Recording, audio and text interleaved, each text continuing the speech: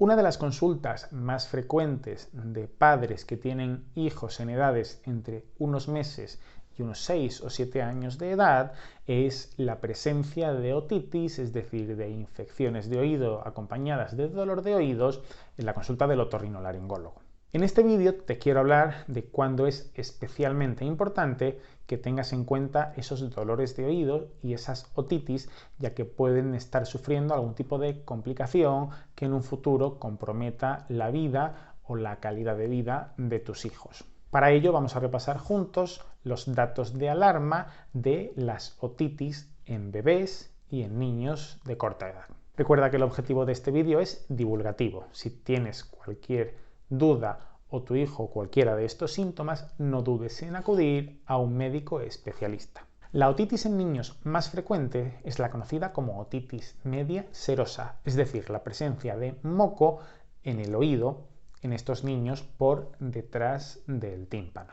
Este moco en el oído puede producir dolor y puede producir también pérdida de audición en algunos casos. Además, es posible que se acompañe de febrícula, es decir, fiebre por debajo de 38 grados. En este vídeo que te dejo aquí te explico en profundidad esa otitis media serosa y en especial cuando tenemos que estar pendientes para poner esos drenajes transtimpánicos. ¿Qué va a ocurrir cuando ese moco se acumula en esa zona del oído y no se libera? Bien, en estos casos ese moco se puede sobreinfectar, por ejemplo, por bacterias. Y ya no tendríamos una otitis media serosa, tendríamos lo que se conoce como una otitis media aguda. Nuestro hijo va a empezar a tener fiebre por encima de 38 grados. Y este sería el primer síntoma de alarma en niños con una otitis, la fiebre elevada, especialmente a partir de 38 grados. Cuando esa otitis media aguda es tan intensa que termina rompiendo el tímpano, podemos tener salida de pus, de otorrea, habitualmente que huele mal y de un color verdoso a través del oído. Y este sería el segundo dato de alarma en esas otitis, lo que se conoce como una otitis media supurada. Como te decía, a veces ese moco que se acumula en ese oído, si encima hay perforación y si encima hay pus, será peor, puede producir pérdida de audición.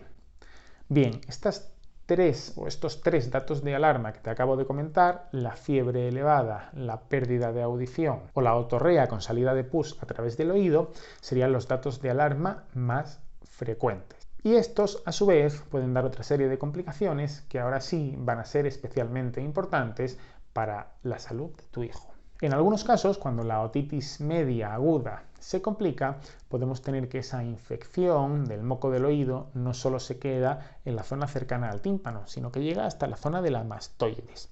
Es habitual, entonces, tener lo que se conoce como una mastoiditis, una infección de las celdas de la mastoides. Un signo muy habitual en esta mastoiditis va a ser el desplegamiento del pabellón de estos niños hacia adelante y el abombamiento y enrojecimiento de toda la zona que se encuentra detrás de ese pabellón auricular.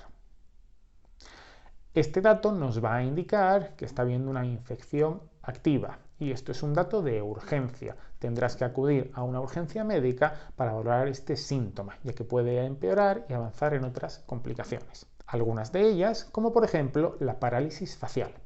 La parálisis facial se debe a que el nervio facial atraviesa el oído medio, en donde estamos teniendo esta infección. Si ese nervio facial se encuentra por algún motivo más débil, lo que es habitual en niños, estos niños podrán tener una dificultad para el movimiento de la cara del lado en el que tienen la otitis. A su vez, la mastoiditis, esa infección de las celdas del hueso de la mastoides, puede avanzar hasta otros sitios. Y aunque esto es extremadamente raro, es inmensamente importante.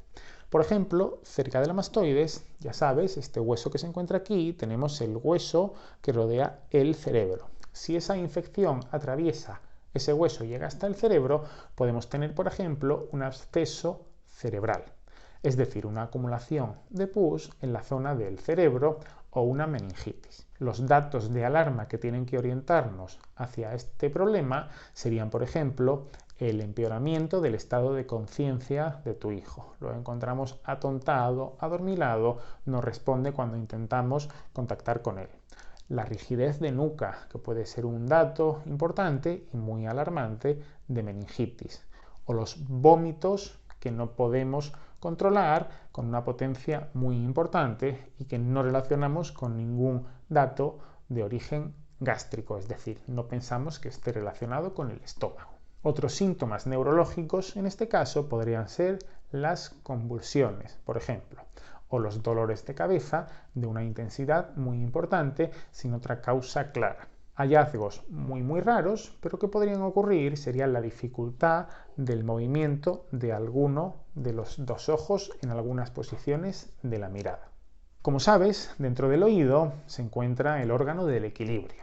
Si esa infección, esa mastoiditis, erosiona el hueso que rodea el órgano del equilibrio, también puede ocurrir que nuestro hijo tenga una dificultad para moverse y además una sensación de vértigo o de mareo en todo este cuadro de infección y de otitis. Por el contrario, si esa infección de la mastoides, en vez de subir hasta el cerebro, baja hasta el cuello, encontraremos que toda esta zona del cuello está dura, roja, y al tocarla podemos notar que está empastada. Podemos tener una flebitis o una infección de tejidos, de partes blandas del cuello como consecuencia de esa otitis o más característicamente de esa mastoiditis. ¿Qué tratamientos podemos esperar cuando tenemos este tipo de complicaciones? Bien, deberíamos diferenciar dos grupos de complicaciones, las que hablábamos al principio, como son la pérdida de audición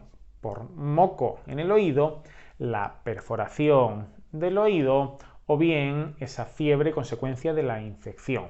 Estas son menos urgentes y habrá que tratarlas como corresponda. Por ejemplo, si hay una perforación, habrá que, cuando pase el tiempo y si no cierra sola, realizar una miringoplastia, es decir, una cirugía de cierre de perforación, como te dejo aquí en este vídeo que te dejo aquí arriba, donde te lo explico detalladamente. Cuando hay necesidad de poner un drenaje transtimpánico, entonces habrá que ponerlo. Eso será sobre todo en los casos de moco detrás del oído.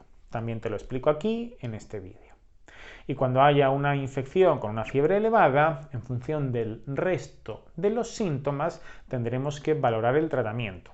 Si solo hay fiebre con algo de moco o con algo de otorrea a través del oído, habrá que tomar un antibiótico ambulatorio, es decir, lo podremos tomar en casa sin problema.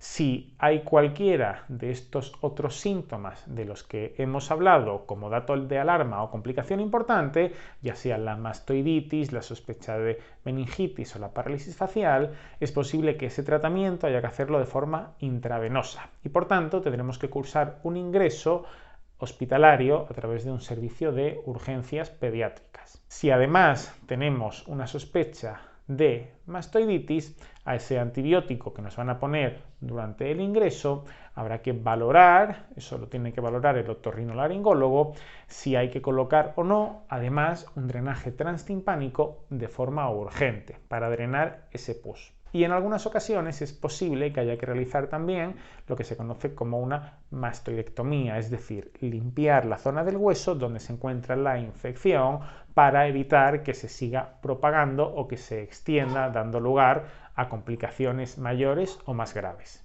Espero que te haya gustado este vídeo y sobre todo que sea útil. Si es así, ya sabes, déjamelo en los comentarios junto con tus dudas y nos vemos en el próximo vídeo. Un saludo.